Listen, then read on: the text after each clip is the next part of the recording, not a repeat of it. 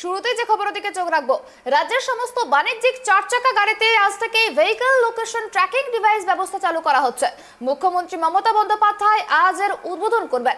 আগামী 31শে মার্চের মধ্যে সমস্ত বাণিজ্যিক গাড়িতে এই ব্যবস্থা কার্যকর করার নির্দেশ দিয়েছেন পরিবহন দপ্তর।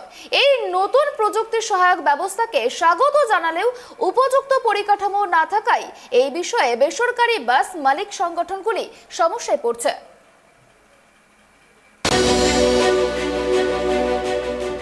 কলকাতা শহরে গাড়ি পার্কিং সবচেয়ে বড় সমস্যা।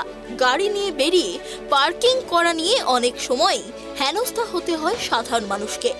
কলকাতাবাসীর পার্কিং এর সমস্যা মেটাতে তাই বহুতল গাড়ি পার্কিং এর ব্যবস্থা করল রাজ্য সরকার। আলিপুরে উত্তীর্ণ ভবনের উল্টো দিকে এই গাড়ি পার্কিং আজ উদ্বোধন করবেন মুখ্যমন্ত্রী মমতা বন্দ্যোপাধ্যায়। অন্যদিকে বাণিজ্যিক ভিত্তিতে যাত্রী পরিবহনের সঙ্গে যুক্ত রয়েছে এমন সব গাড়িকে চলতি মাস থেকেই ভেহিকল লোকেশন ট্র্যাকিং ডিভাইসের আওতায় আনতে চলেছে রাজ্য পরিবহন দপ্তর। এছাড়াও সব বাণিজ্যিক গাড়িতেই বসতে চলেছে প্যানিক বাটন। বেসরকারি সংস্থাগুলি এখনো পর্যাপ্ত সংখ্যায় ওই যন্ত্রের যোগান নিশ্চিত করতে পারেনি বলে জানাচ্ছেন বেসরকারি বাস মালিকরা।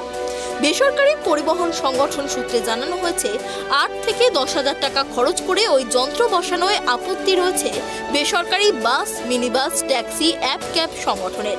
যদিও যাত্রী সুরক্ষার কথা ভেবে আগামী 31শে মার্চের মধ্যে বাণিজ্যিক গাড়িতে ভেহিকল লোকেশন ট্র্যাকিং ডিভাইস ও প্যানিক বাটন বসাতে হবে। ভেহিকল লোকেশন ট্র্যাকিং ডিভাইস থাকবে বাস চালকের কেবিনে। বাসের দৈর্ঘ্য অনুযায়ী প্রতি 2 মিটার অন্তর থাকবে প্যানিক বাটন। ট্যাক্সি ও অ্যাপ ক্যাবেও সেই ব্যবস্থা করা থাকছে। এই পরিষেবা দেওয়ার জন্য রাজ্য পরিবহন দপ্তরে থাকতে চলেছে একটি কন্ট্রোল রুম। সমস্ত বাণিজ্যিক গাড়ি সেই কন্ট্রোল রুমে ট্র্যাক করা হবে। এছাড়াও পুলিশ ও রাজ্য পরিবহন দপ্তরের আধিকারিকরা লোকেশন গতি ট্র্যাক করতে পারবেন। প্যানিক বাটন কেউ পুশ করলে 1.5 মিনিটের মধ্যে স্থানীয় থানা থেকে সেই গাড়ির অবস্থান জেনে যাবে। Bureau report, tribe TV.